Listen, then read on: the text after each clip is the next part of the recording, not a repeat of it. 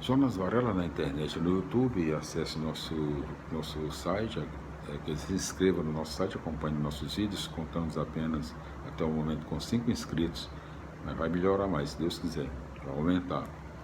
Hoje nós continuaremos a leitura da Bíblia Sagrada no Novo Testamento, na continuação da leitura do 21º livro, né? O livro número 21 do Novo Testamento, da Bíblia Sagrada. Primeira carta de São Pedro, um lar para quem não tem casa, no seu 2º capítulo. Vamos ver aqui em quantos versículos, né? 2º capítulo, nos seus 25 versículos. Vamos para a leitura, não é? 2º capítulo da primeira carta de São Pedro. Portanto, rejeitem qualquer maldade, toda mentira, todas as formas de hipocrisia e inveja e toda maledicência. Como crianças recém-nascidas, desejem o leite puro da palavra, a fim de que vocês, com esse leite, cresçam para a salvação, pois já provaram que o Senhor é bom.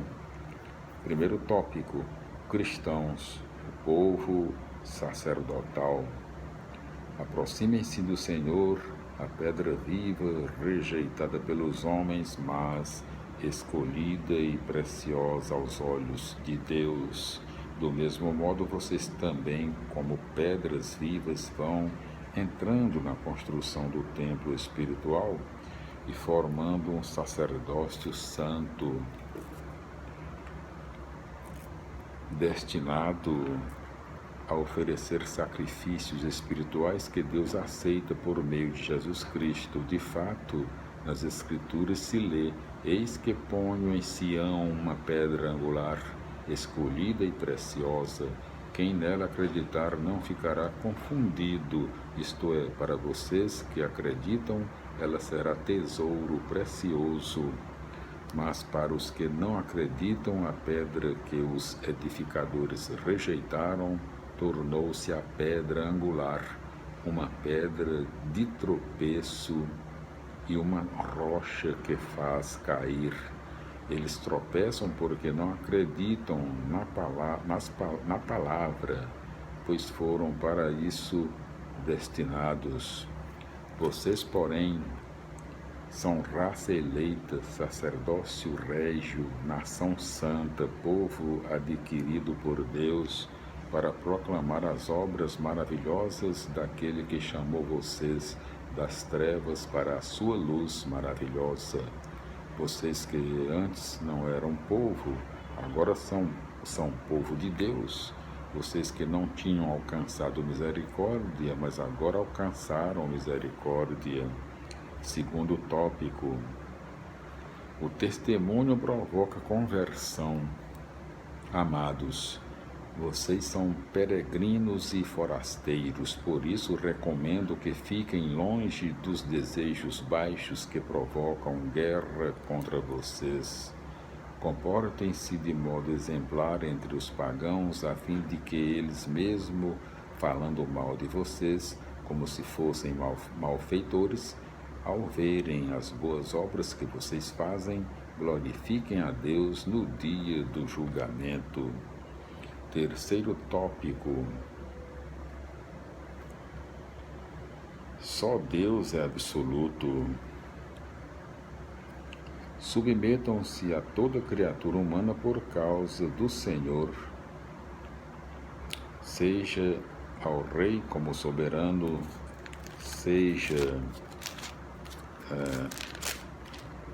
aos governadores como enviados dele, para punir os malfeitores e para louvar os que fazem o bem. Pois esta é a vontade de Deus, praticar o bem fazendo calar a ignorância dos insensatos. Comportem-se como homens livres, não usando a liberdade como desculpa para o mal, mas como servos de Deus, respeitem a todos, amem os irmãos, temam a Deus e respeitem o Rei. Quarto tópico: Só Deus é Senhor. Criados com todo o temor, submetam-se aos seus patrões, não só aos bons e compreensivos, mas também aos que são duros.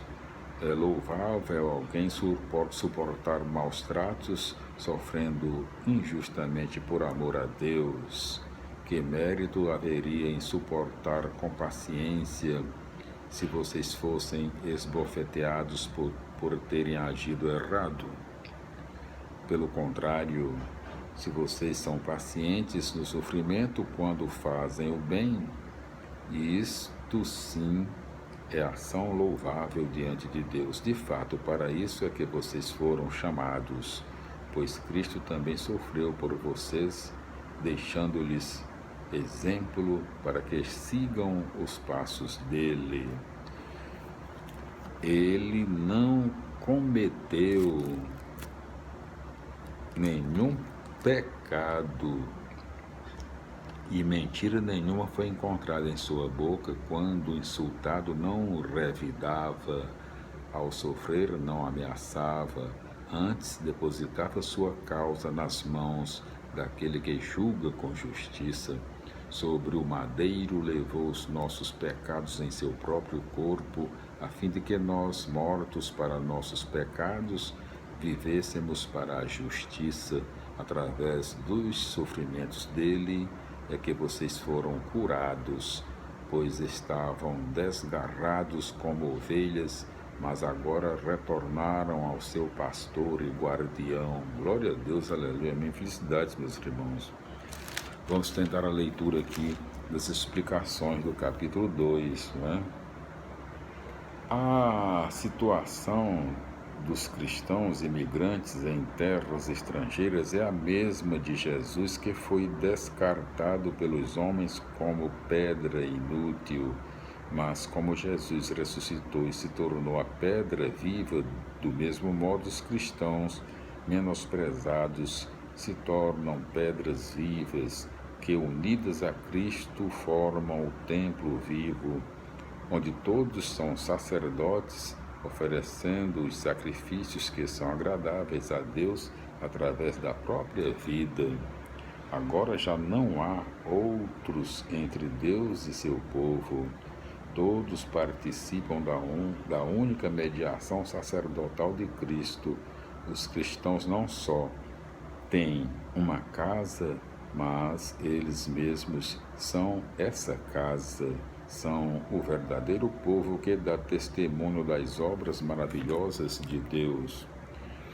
A dimensão fundamental e primeira da missão evangelizadora da comunidade cristã é a vida prática. É o que Pedro destaca logo a seguir. Esse testemunho prático é uma crítica manifesta às estruturas pagãs de uma sociedade que rejeita a comunidade cristã, taxando-a de malfeitora e subversiva. O julgamento de Deus, porém, manifesta a verdade. Vendo o testemunho da comunidade, os pagãos começam a converter-se ao Deus verdadeiro. As exortações deste trecho têm 2:13 e 3:12. As exortações deste trecho têm fio condutor bem claro no relacionamento com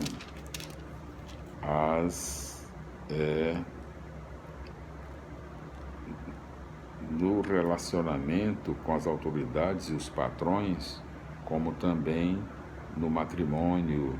Os cristãos se comportam sempre na condição de pessoas livres, sem medo e jamais com subordinação e temor servil. Nessa liberdade de filhos de Deus, formam uma comunidade onde estão presentes a compaixão, o amor fraterno, a misericórdia e a humildade, e onde o mal é retribuído com o bem. A comunidade torna-se então portadora de bênção. 2:13 a 17, o texto exclui qualquer subordinação servil e acrítica. A obediência só tem sentido quando é expressão da liberdade de filhos de Deus por causa do Senhor. As autoridades também são criaturas e têm a função de servir, zelando pelo bem comum. Para isso devem punir os malfeitores e louvar os que fazem o bem. A obediência cristã não é servilismo, pois na comunidade deve existir a relação de amor, a relação para com todos, inclusive para com a autoridade de respeito, mas só a relação com Deus é definida como temor, isto é, só Deus é absoluto e só Ele deve ser temido e adorado pelo homem.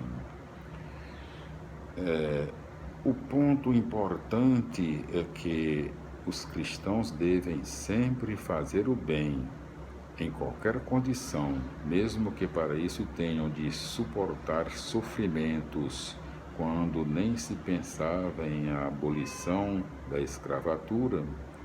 Esta exortação mostra que Deus não quer a escravidão. De fato, Pedro considera os sofrimentos como injustos.